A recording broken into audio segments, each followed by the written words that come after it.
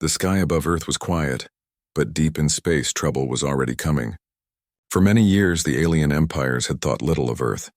They saw humanity as a young race, a planet of small importance, nothing more than a noisy world on the edge of the galaxy. Among the alien commanders, there was laughter and mockery whenever Earth was mentioned. One of the loudest voices belonged to Commander Kethar, who led one of the great fleets. He was confident that crushing Earth would be no harder than stepping on an insect. Reports from the front lines told him that human fleets were already burning in distant colonies, and that made him laugh even harder. But far below the mountains of Colorado, in a hidden bunker carved deep into the rock, there was no laughter. Daniel Carter sat before a wall of screens, his face pale as he watched the signals streaming in from the outer systems. He was a communication officer, and every new message that appeared on his console told of more destruction, more lives lost, and more fleets destroyed. Beside him sat Maria Lopez, her hands moving quickly over the controls, trying to make sense of the signals before they vanished in static. She was tired, her eyes heavy, but she would not stop. They both knew that if Earth was to have a chance, someone had to keep the flow of information alive. The bunker was alive with noise. Dozens of men and women worked side by side, their voices low but urgent. Some carried reports to the generals who sat in a large chamber. Others worked at stations monitoring alien transmissions. Above all of them was the constant hum of machines, the sound of the world preparing for something terrible. This was the command center that humanity had built in secret, far from the eyes of the galaxy. Here, the leaders of Earth gathered to decide what to do as the alien fleet drew closer.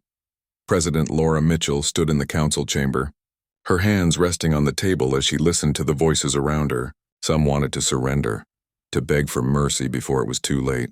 Others wanted to fight, even if it meant the destruction of Earth itself. The arguments grew louder and more bitter with each passing moment.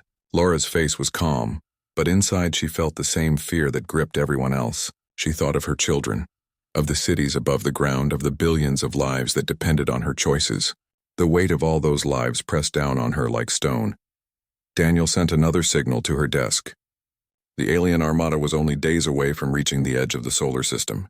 Maria caught a transmission between alien ships and played it back through the speakers. The alien voices, cold and sharp, mocked humanity again and again. They spoke of burning the cities of Earth, of erasing the human race from existence. Their confidence was clear. They had no doubt that Earth would fall quickly. In the council chamber, a silence followed the playback. Every leader in the room understood what those words meant. This was not a war for control or resources. It was extermination. If humanity surrendered, it would die. If it fought, it might still die, but there was a chance, a very small chance, that Earth could survive. President Mitchell's eyes moved slowly around the room, reading the faces of those who looked back at her. Some were hard with resolve, others trembling with fear, but all were waiting for her to speak. In the bunker, Daniel leaned back in his chair and whispered to Maria, "Do you think we have a chance?" She did not answer at first. She stared at the static on her screen, her fingers gripping the edge of the console. Finally, she said softly, "We have to. There's no other way." Her voice was quiet, but it carried the weight of hope that had not yet been broken. The world above went on as usual. In the cities, people still walked to work. Children still played in the streets, and markets were still filled with noise and color. Most did not know the truth. The government had kept the scale of the invasion hidden, not to deceive but to prevent mass panic. Still, rumors spread quickly and fear grew in every household.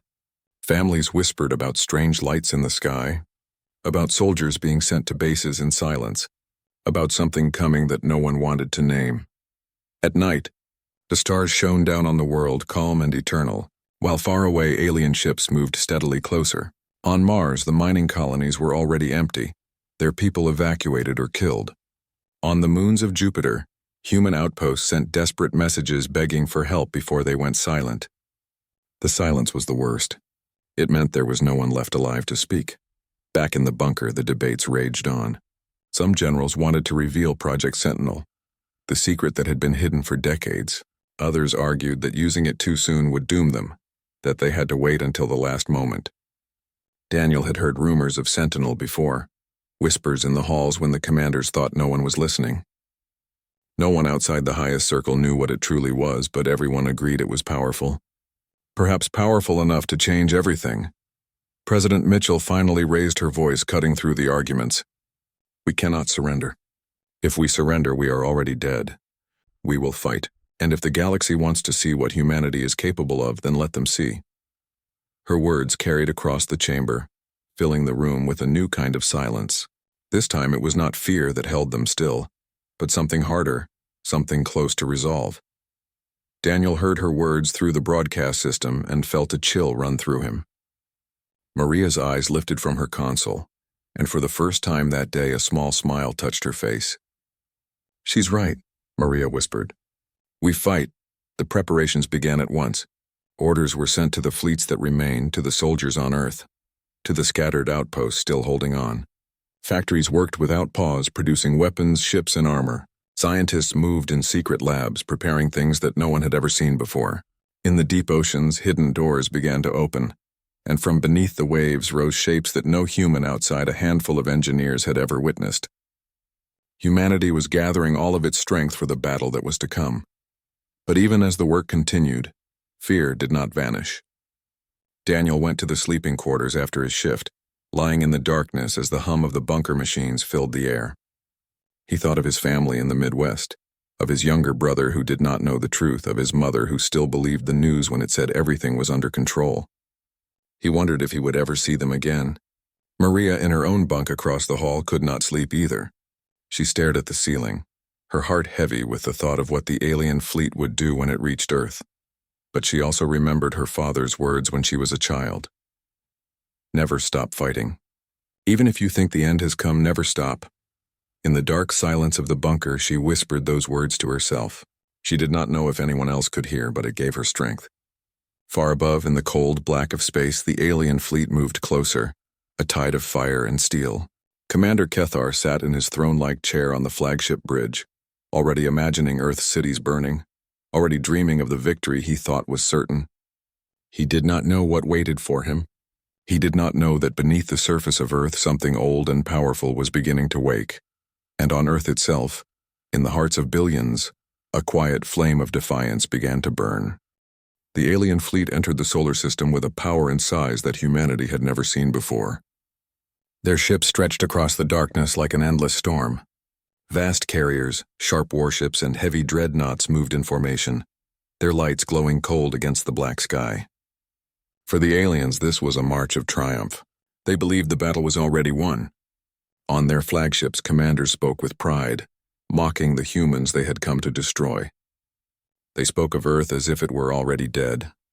On Mars, human eyes watched as the alien fleet passed overhead. The small bases that still held out trembled as their scanners filled with signals of thousands of ships. Many tried to hide, but there was no hiding from an enemy of this size. In minutes, the alien fleet cut through the Martian sky and the colonies went silent. One by one, the voices of the miners, engineers, and families were lost, replaced by silence and static. Only a few ships managed to escape, their desperate messages carried to Earth before they vanished into the void. In the bunker beneath the Rocky Mountains, Daniel Carter read those messages with clenched fists. He listened to the voices fade, their last words filled with fear and hope. Maria Lopez sat beside him, her face pale as she worked the signals. She heard one child crying in the background of a final message, and it stayed with her long after the transmission ended. She pressed her hand to her chest, whispering that Earth would not let those voices be forgotten. On Earth, the people were beginning to understand the truth. The governments could no longer hide the scale of the invasion. Strange lights had been seen in the sky, huge shapes moving among the stars.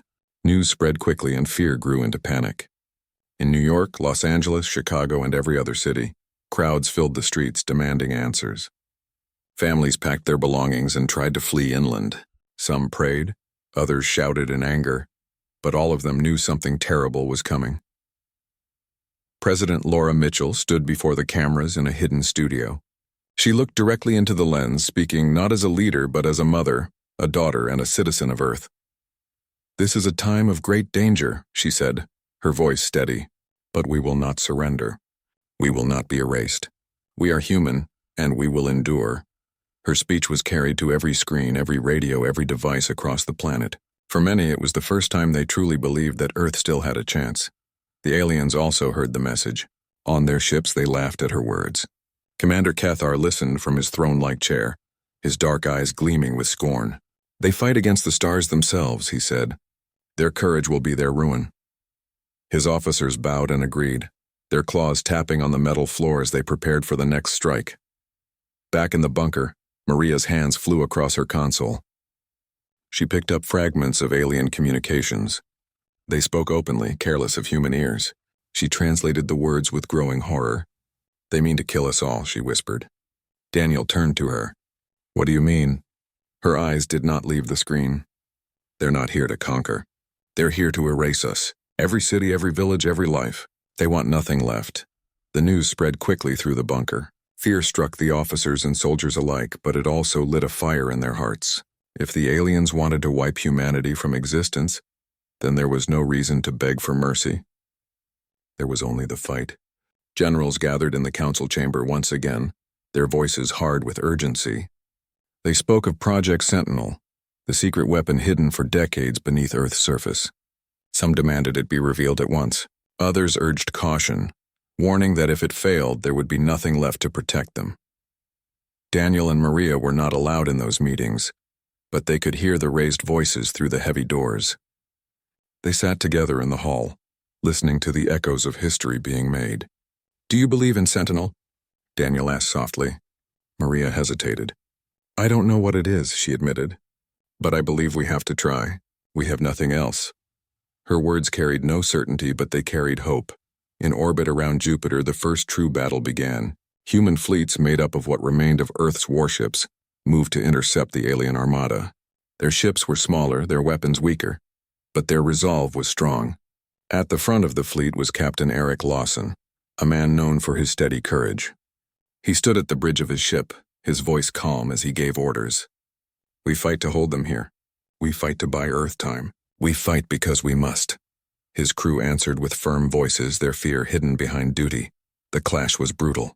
Alien dreadnoughts opened fire with weapons that split entire ships apart. Human vessels dodged, weaved, and struck back with everything they had. Explosions lit the dark and debris scattered like stars. Captain Lawson led a small squadron in a daring attack, diving straight into the path of a massive alien warship. Against all odds, their weapons tore through its shields, and the ship exploded in a burst of light. Cheers filled the human channels. For the first time, the aliens hesitated, but the battle turned quickly. More alien ships poured in, surrounding the humans. One by one, Lawson's squadron fell. His own ship took heavy damage, flames spreading across the bridge. Yet he did not falter. With his final command, he ordered his ship forward, straight into the alien dreadnought. The collision lit the space around Jupiter like a second sun. The dreadnought shattered, its wreckage spinning into the void. Lawson's voice was the last thing his crew heard. For Earth. Back in the bunker, Daniel and Maria listened in silence as the reports came in. They knew what Lawson's sacrifice meant. It was not victory, but it was proof. Humanity would not die quietly. Maria wiped her eyes, whispering his words to herself. For Earth. President Mitchell received the report in the council chamber. She bowed her head for a moment, then lifted it high. They have shown us what it means to fight, she said. Now we must show the galaxy what it means to be human. Her voice carried across the chamber, and every leader, every general, every soldier stood a little taller. That night, as the alien fleet drew closer to Earth, Daniel and Maria prepared the systems for a special transmission. The world needed to hear more than orders and news. It needed a message that would reach beyond Earth, beyond the solar system, to the stars themselves. Daniel worked the console, his fingers trembling. Maria began to write, her words simple and strong. Together, they shaped the message that would one day be remembered across the galaxy. In the alien flagship, Commander Cathar looked out at the blue dot of Earth growing larger on the horizon. His claws tightened on the arms of his chair. Soon, he whispered. Soon it ends. He did not know what was waiting beneath the surface of that world. He did not know that Project Sentinel was stirring, ready to rise. He did not know that humanity, small and fragile in his eyes, was about to prove him wrong.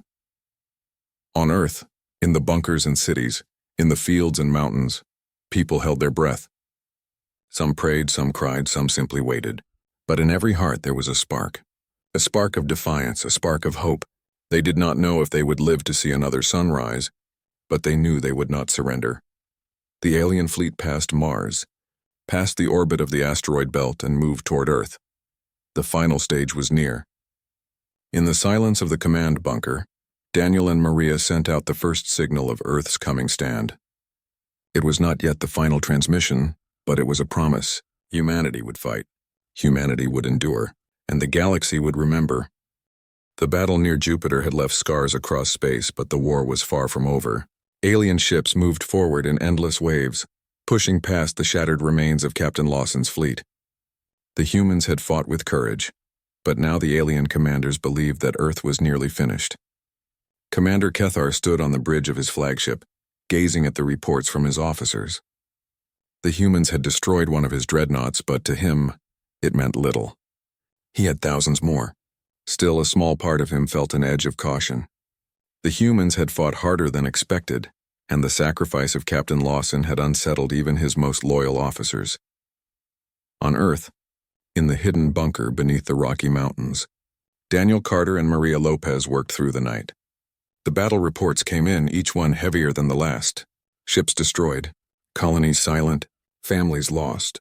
Maria's eyes burned with tears, but she kept typing, recording every word, every detail. "The galaxy will know what they did to us," she whispered. Daniel nodded, his hands moving quickly as he prepared the next set of signals. Together, they worked to shape Earth's final transmission, the one that would echo across the stars. The bunker was filled with tired faces. Soldiers sharpened their weapons, engineers checked their systems, and scientists whispered to one another about Project Sentinel. The rumors were spreading faster now. Everyone knew something was hidden beneath the Earth's crust, something powerful, something that might turn the tide. Some clung to the idea as a lifeline, while others feared it was nothing but a myth. Daniel overheard two guards arguing in the hall. "Sentinel is real," one said. "It will save us." The other shook his head. If it was real, they would have used it already. Their voices carried the same mix of fear and hope that lived in every human heart. Far from Earth, alien fleets poured into the solar system. They spread across the moons of Saturn, taking control of its rings, destroying the human outposts that tried to resist. Explosions lit the sky of Titan as bases burned, their flames visible even from the frozen surface. The humans fought with everything they had, but each hour brought more losses. The aliens broadcast their victories across the stars, mocking Earth with every message. "We will burn your world," one alien voice declared. "Your race will be forgotten." President Laura Mitchell listened to the alien broadcasts in silence.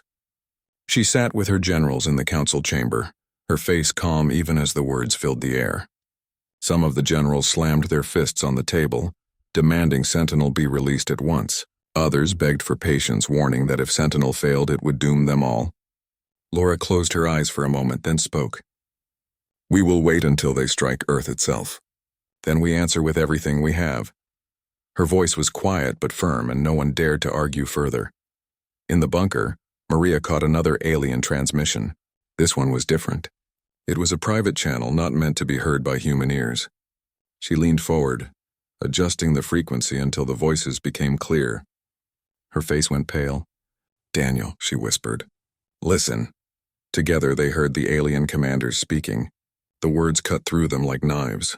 The coalition had decided. Humanity was not to be spared. There would be no survivors, no slaves, no mercy. Every human life was to be erased. The galaxy was to forget Earth ever existed. Daniel's hands trembled as he recorded the message. He looked at Maria, his voice hoarse. "They want to kill us all." Maria's jaw tightened. "Then we make sure the galaxy remembers us. Even if we fall, they will remember." That night, as the bunker lights glowed dim, Daniel and Maria sat together writing Earth's final transmission. They chose their words carefully, keeping them simple and strong.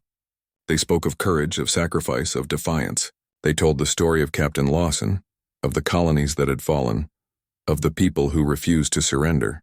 They wanted the message to burn into the hearts of every species that heard it.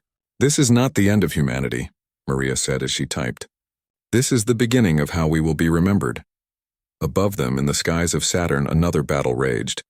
Human ships ambushed a small alien fleet, destroying 2 cruisers before being wiped out themselves.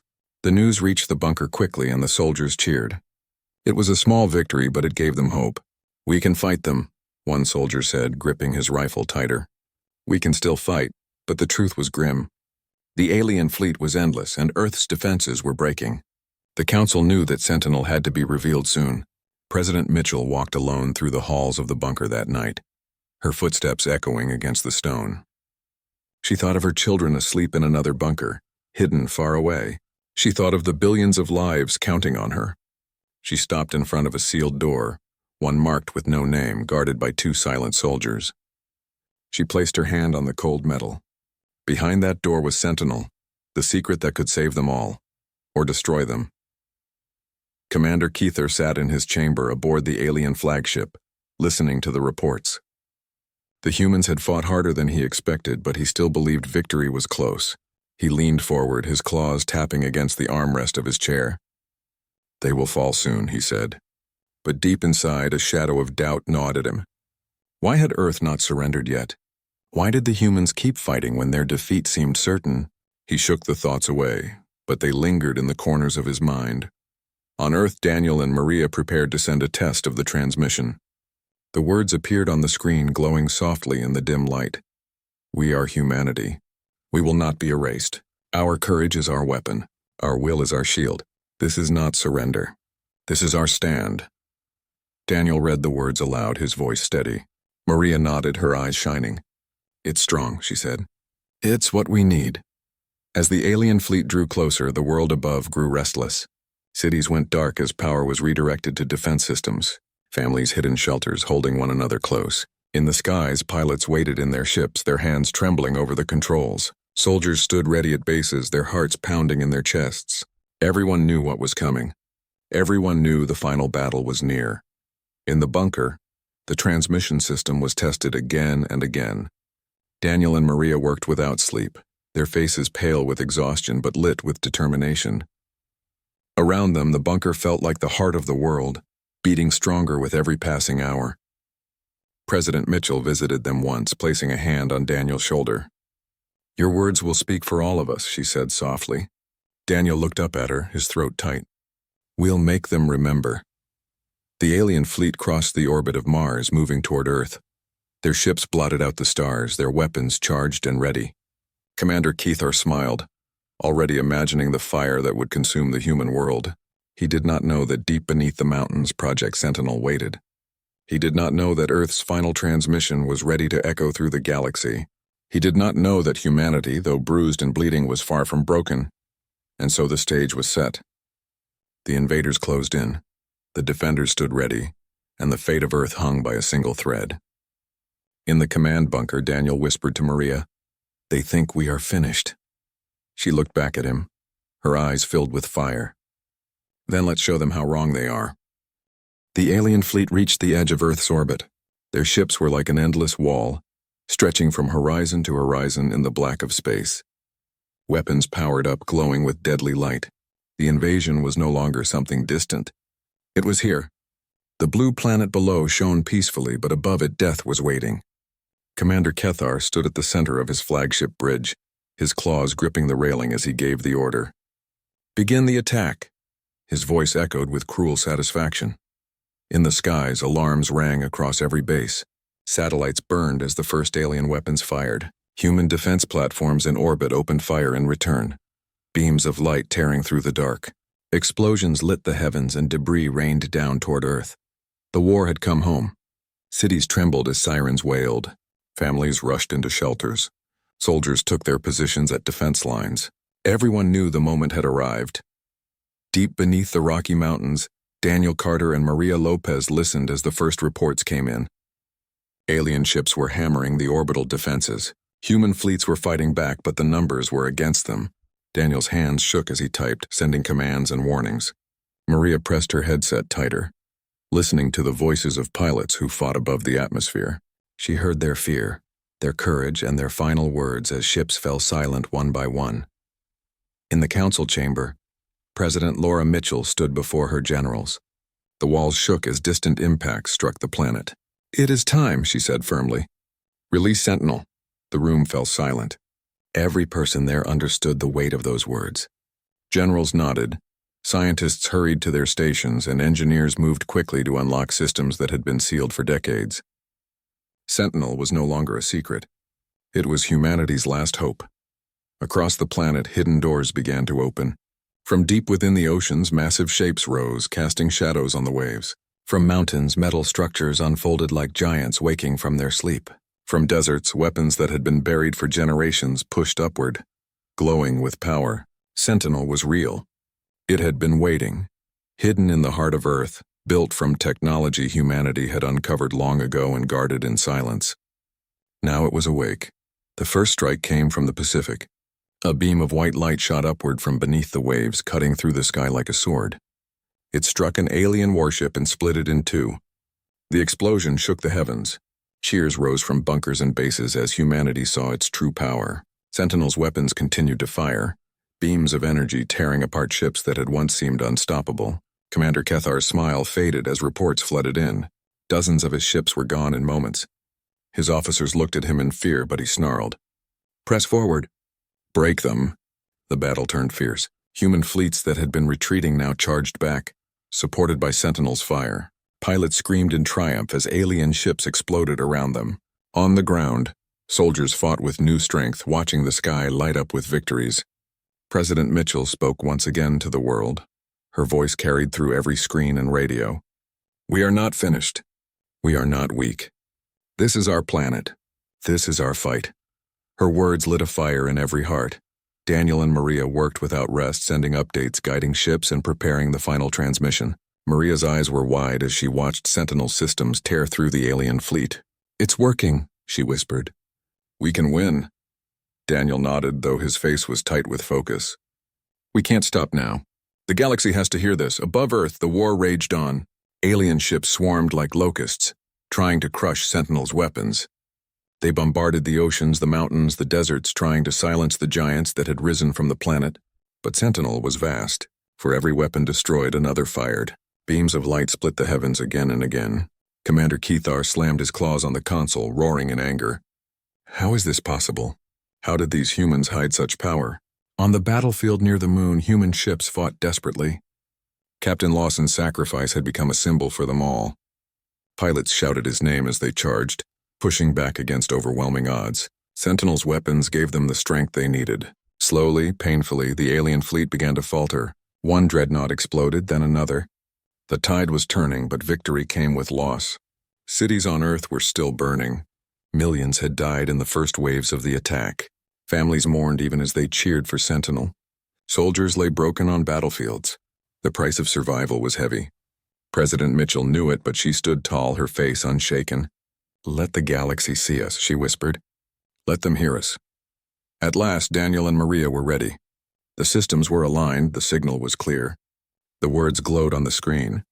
Maria looked at Daniel, her voice firm. "It's time." He nodded and pressed the final command. Across the stars, Earth's message began to spread. It carried through satellites, through relay stations, through deep space probes hidden at the edges of the galaxy. Every corner of the universe would hear it. The words were simple, strong, and unbroken.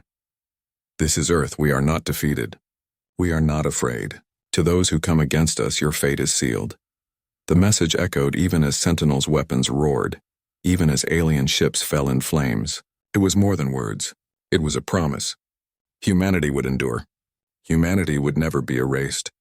And the galaxy would never forget. The war reached its climax. The skies above Earth burned with light as alien ships clashed against Sentinel's fire. Explosions filled the void and wreckage spun through the heavens. For every human ship that fell, an alien dreadnought was destroyed. The battle was no longer one-sided. Humanity had risen, and the invaders were learning fear. Commander Kethar stood on the bridge of his flagship, his face twisted in rage. Reports filled the air, voices of his officers shouting of losses, of fleets breaking apart, of soldiers abandoning their posts. "Hold the line," he roared, but even his voice could not stop the tide. Sentinel's weapons cut through his armada like blades, and human ships fought with the fury of a people who refused to die. For the first time, Kethar felt the chill of doubt. The humans were not weak. They were not prey. They were a force that could not be broken.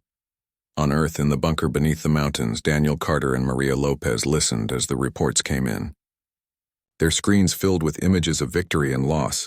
They saw alien ships torn apart, human fleets pushing forward, and sentinels striking again and again. Daniel's voice was hoarse as he shouted updates to the commanders. Maria's hands flew across the console, guiding the transmission that was already echoing across the stars.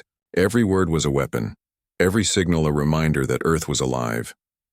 In the skies, Captain Lawson's name lived on. Pilots screamed it as they charged, carrying his memory into every battle. His sacrifice had become the fire in their hearts. One young pilot, her ship on fire, rammed into an alien cruiser, destroying it in a burst of light. Her last words echoed through the channels. For Lawson. For Earth. Those words carried across the battlefield, filling the humans with strength. Sentinel revealed more of its hidden power. From deep under the Atlantic, a colossal weapon rose, larger than any ship in the alien fleet. It fired once, and a wave of energy swept across space, tearing through dozens of enemy ships in seconds. The sight was so great that even human soldiers paused to watch, their mouths open in awe. For the first time in living memory, the galaxy saw what Earth had hidden. Humanity had been underestimated, and now that mistake was costing the invaders everything. But the cost for Earth was terrible. Cities lay in ruins, fires burned across continents. Millions were gone, their voices silenced forever. Families wept in the shelters, holding one another close as the war raged above. President Laura Mitchell stood before her people once more, her voice strong even as her heart broke. "We have paid dearly," she said, "but we have not paid in vain. Our fight is not just for survival. It is for every voice that will live after us, every future that will not be taken away." The final blow came when human fleets, guided by Sentinel's fire, broke through the alien lines. Ships that had once been hunted now became the hunters. They swarmed the alien flagship, weapons blazing. Commander Kethar roared in fury, his claws tearing at the controls as his ship shuddered under the assault. But there was no escape. At the last moment, a human ship, burning and broken, rammed into his flagship. The explosion tore it apart, scattering pieces across the void. Commander Kethar was gone. The alien armada was leaderless. The battle did not end instantly. Alien ships still fought, still resisted, but without Kethar's command, they faltered. Sentinel's weapons cut them down one by one. Human fleets pressed forward, their courage unshaken. Slowly the skies cleared. Slowly the silence returned. And when it was over, Earth still stood. In the bunker, Daniel and Maria sat together, exhausted. The final transmission was still echoing through the galaxy, carried by probes, by satellites, by every channel that could reach the stars. "This is Earth's final transmission," the message said. "Your fate is sealed." Those words spread to every corner of space. Civilizations that had once mocked humanity now listened in silence. Species that had thought Earth was weak now trembled. The message was clear. Humanity was not to be underestimated again. On the surface of Earth, people emerged from shelters. They looked up at the sky where the wreckage of alien ships still burned like falling stars. Children held their parents' hands, pointing at the lights with wide eyes. Soldiers stood tall, their faces scarred and weary, but filled with pride. Humanity had survived. President Mitchell addressed the world one last time. Her voice carried across the ruined cities, across the oceans, across the mountains. "We have endured the storm," she said. "We have shown the galaxy who we are. We are human. We are not broken. We are not erased. This is our home, and we will protect it for all time." Her words became the vow of an entire species. Daniel and Maria watched the speech in silence. They had done their part. They had carried the words of Earth to the stars. Daniel leaned back, his eyes closing for a moment. Maria touched his hand gently. "They will never forget us now," she said. He nodded, too tired to speak, but in his heart he knew she was right. Far away in the distant corners of the galaxy, other civilizations heard the message. Some listened in fear, others in respect. All of them understood one thing. Humanity had faced annihilation and survived. The galaxy would never be the same. Earth was scarred, but Earth was alive. The fires would fade, the ruins would be rebuilt, and the people would rise again. Above them, the stars shone brighter than ever, witnesses to the day humanity sealed its place among them. And in every heart the final words burned with unshakable power. "This is Earth's final transmission. Your fate is sealed."